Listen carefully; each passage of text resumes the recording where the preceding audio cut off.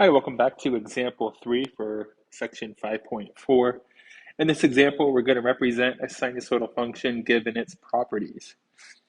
So in part A, it says a sinusoidal function has an amplitude of 3, a period of 180, and a maximum at 0, 5. It then says represent the function with an equation in two different ways. That's what we're going to do. We're going to take this given information and represent that information with the sinusoidal function. So it wants us to do it two different ways as well too. So I think our first part, we'll say method 1, we'll use a cosine function.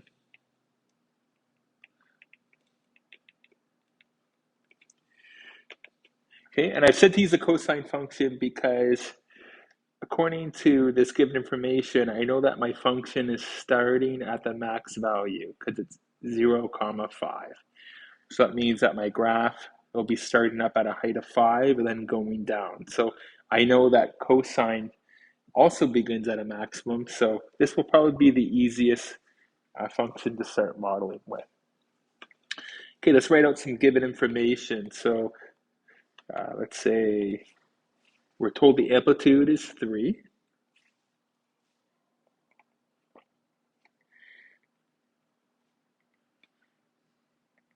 So therefore we can say A equals 3 for our equation. So we're going to model something in this form, right? So what I'm hoping to do is to take from these three things that are given to come up with these parameters for that. So we have A equal to 3, that's great. We also know the period is 180. Okay, so from that, I know that the period is equal to 360 over K. And if my period is 180, I could just rearrange and solve for K. I can also easily tell just from here that 360 divided by 2 gives me 180. So I kind of already know that K needs to equal 2. But anyway, rearranging, we would have K equals to 360 over 180, which is equal to 2. So we already got three things here. We have this, we have this. So that's for that part and that part of the equation. And next, I just have these two parameters to consider. So let's look at C first. So in order to think about C, I'm going to draw a little diagram. So we're told that this function has an amplitude of 3 and that the maximum is at 0, 5. So 0, 5 would be right up here. That's my maximum value for this curve. So it's going to be doing something like this. Okay. If the amplitude is 3, then that means my middle line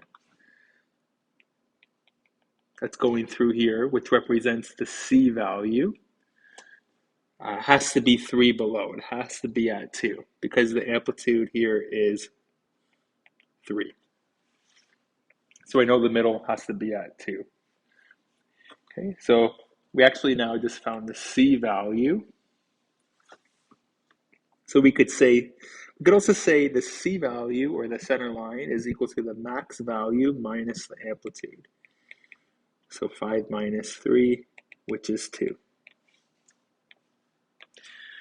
So this is looking really good so far. We got three pieces of information. Okay. The nice thing now, in order to see if we need to find a value for D, we can just kind of look at our curve here, and cosine naturally begins at a maximum. It usually begins at 1 on the graph and then goes down like this. So this graph is already starting at a maximum up here, so that means we don't need to do a phase shift. All we need to do is, get the right center line, the right amplitude, and the right period, and that's going to be good enough. So I'll say here, cos already starts at a max value. Therefore, no phase shift is required. Okay, which also means that basically D is equal to 0. So now we just kind of covered all the parameters. So let's put it all together to get our equation. We can say y equals 3 cos k is 2. No d value, so I can close up those brackets. And then I can write plus 2 for c. So that would be my equation. You can always graph this on Desmos just to do a quick check.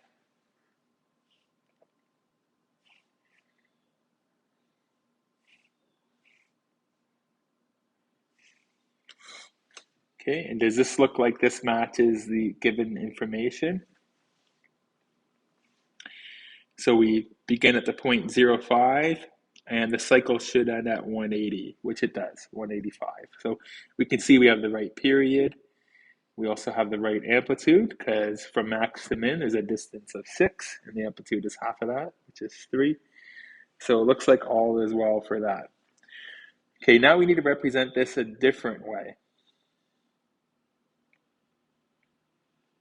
So we'll say method 2.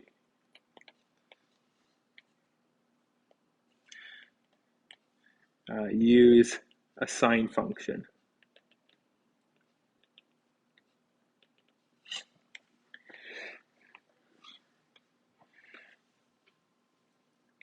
All right, so the nice thing is if I'm gonna try to model this using a sine function,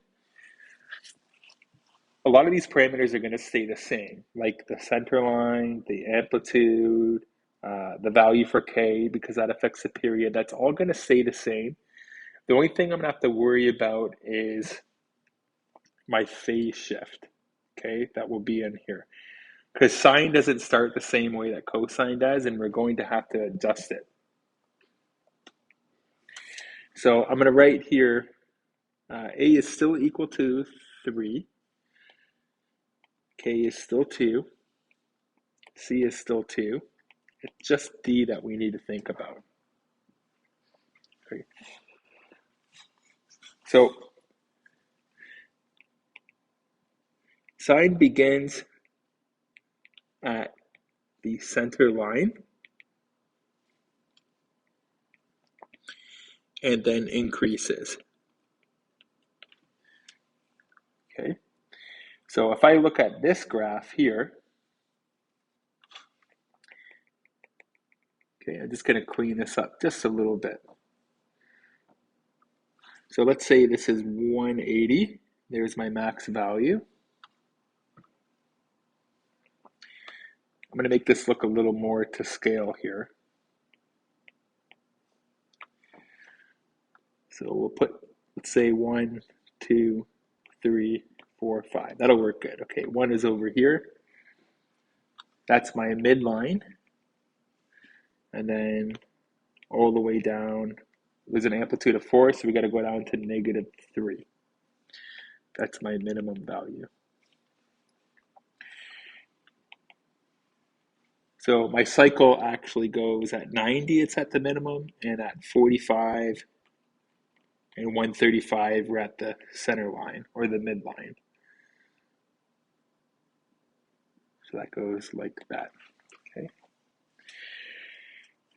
So if I were to take this same equation right here, and if I were to just switch this with sine, what would happen is this graph would begin at the center line and go up, and then come down like this, and then finish. So the thing is that doesn't represent the information that's given in the question, because we need the blue graph. So how much would I need to move the yellow graph over? So there's a couple ways to think about this. You could either say, okay, I'm going to look at my maximum value, which is up here, and how much does that need to go this way?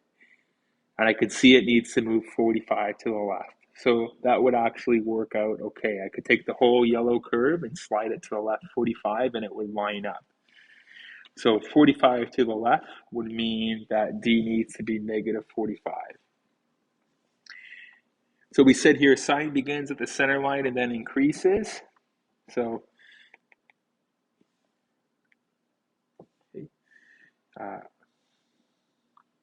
this means that we would need to shift 45 degrees to the left in order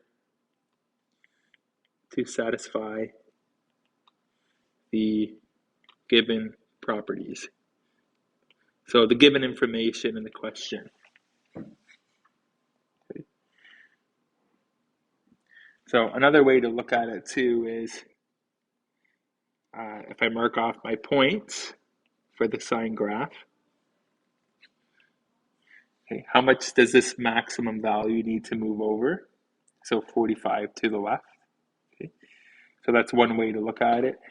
You could also move the other way, and you could say, well, I could also go this way too as well, to the right, but you'd have to move over a bit more. You'd have to go from this point's at 45. You'd have to move that all the way over to 180. So from 45 to 180, that's 135. So you go 135 to the right as well. That would also work. Okay. So this just means that we would have 3 sine k is 2, 45 to the left. That means we're going to want to write plus 45 inside our bracket to show the phase shift. And plus c is 2. Okay, let's double check our equation.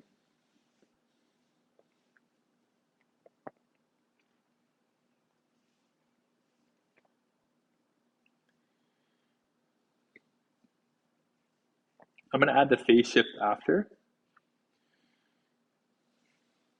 Oh, that was supposed to be sine. Go back to sine, yeah. Okay, so you can see without the phase shift, you can see how the purple curve isn't matched up with the blue curve. If I click on that max point, it's 45.5. So we could see we have to go 45 to the left.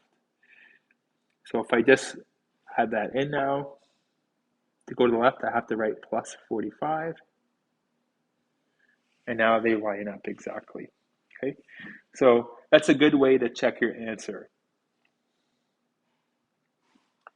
All right, I'm also going to show you one other way you could do this. Okay.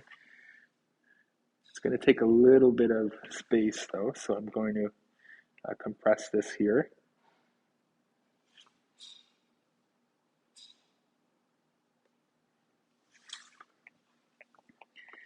Okay, if you had a hard time figuring out what this needed to be, we know that we have a known point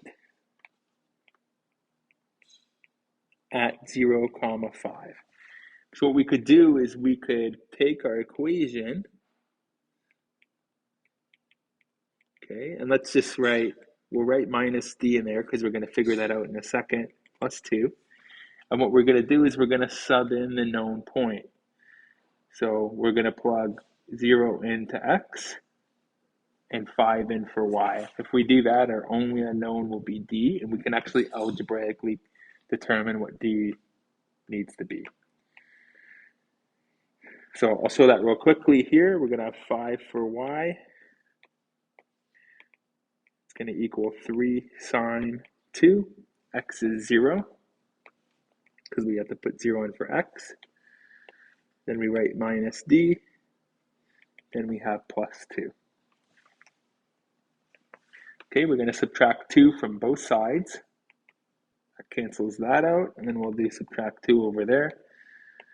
So we're going to end up with 3 equals 3 sine.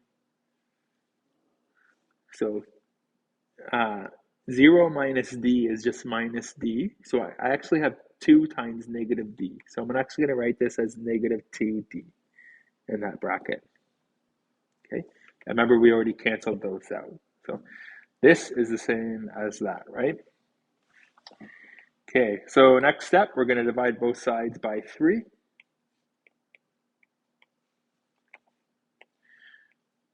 So we just have 1 equals sine of negative 2d. Okay. So I now just if you look here, I'm trying to find D. I'm actually like kind of looking for the angle in here, basically. So if you recognize sine of 1, when is sine equal to 1? So we don't even need our calculators for this. When is sine equal to 1? Well, on the unit circle, that happens right at the very top. Okay, that's at a rotation of 90 degrees. That's when sine is equal to 1. So that means this, my angle here, actually needs to equal 90. So sine of 90 equals 1. Therefore, negative 2d must equal 90. Okay, so basically what I'm saying is my angle has to be 90 degrees. So negative 2d must be 90. Okay, divide both sides by negative 2. And we get d equal to negative 45. Okay, which means we shift 45 to the left. Okay, that's the same thing that we found back over here. Okay, you could also, use your calculator and say, if you couldn't really use the unit circle, like let's say if this wasn't 1, what I would do is I would write it out this way. Sine inverse whatever is over here, and then figure out your angle. Okay, sine inverse of 1 is, your calculator will give you 90. So then you can just divide both sides by 2, negative 2, and get d equals negative 45. So that's also the other way you could do this. So when you get numbers like 1 here or a half, those are all numbers that we know the angles for, so we don't really need to do this. But if you did have something like 0.72 here and you had to find that angle, then it would work really well. Okay. So those are a couple approaches that we could use to find equations that fit given information. Okay, I know that was a little bit long, and that was just part A. I think, though, we kind of covered part B also, because it says use grid paper or graphing calculator to verify that your two models represent the same graph. So we actually did that right here. We could see that both models work. I can also add a couple more in here. So, for example, we could do 3 sine 2 times x. Instead of shifting left 45, we could go right 135. That also works.